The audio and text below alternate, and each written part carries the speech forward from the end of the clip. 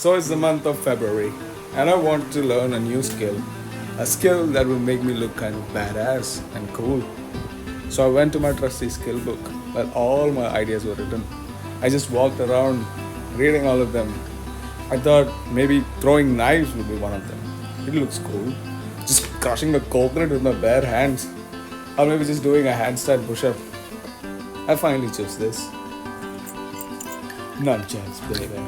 Why? Because they're cool as fuck. First, we learn how to hold the nunchucks. You can hold the nunchucks at the end of the nunchuck or near the ball and chain. This is for better control and for beginners. You can learn how to spin the nunchuck on the side of your body, on both sides of your body, and then you move on to the next hand. Once you master both of this, then you start doing figure eights. When you start doing figure eights, you might actually hit yourself a couple of times. It's fine. That's how you study. So let's move on to the second skill, the vertical strike.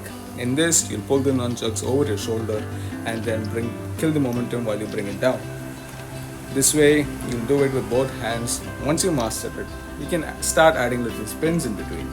It looks much cooler this way. Once you master it, it'll look something like this.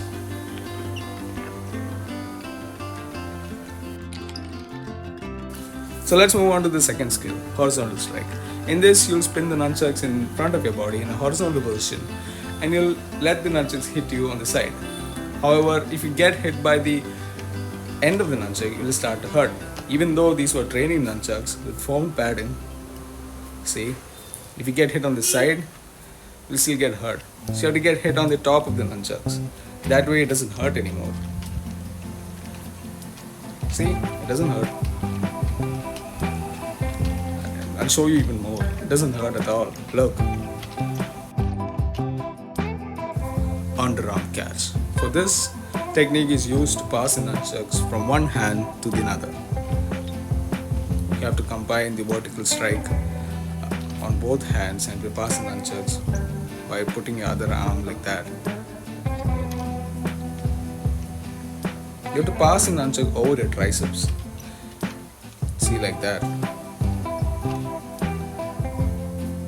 If you try to pass it over your shoulder, you won't be able to catch it. So for being able to catch it, you have to pass it over your triceps.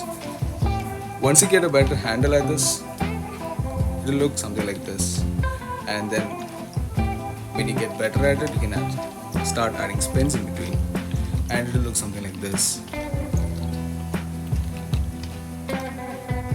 So let's move on to rip roll, the first spinning technique. Just hold the nunchucks in the opposite hands and you push the nunchuck over the other hand. Do it a few times and you'll get something like this. This is the easiest technique on the nunchuck and this is one of the most basic techniques that you have to learn to move on to the serious ones, the rip roll, infinite ones like this. Just have to move the nunchuck. It's similar to the first one, is have to make a backhand spin like that.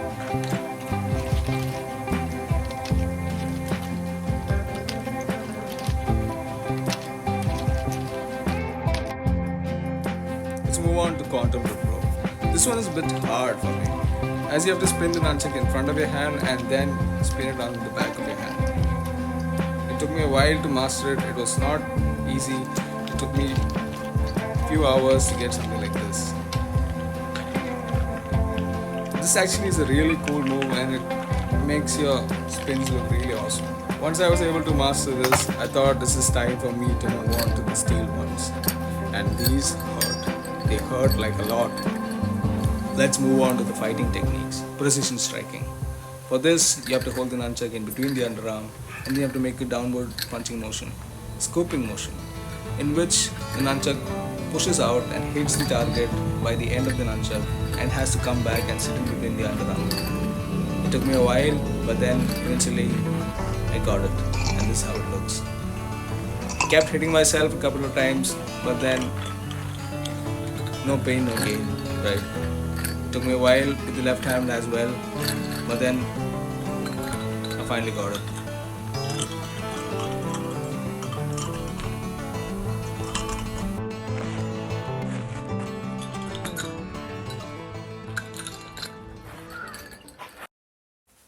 Before I show you my final product, I want to tell you that it took me a whole month to study this and to make this video.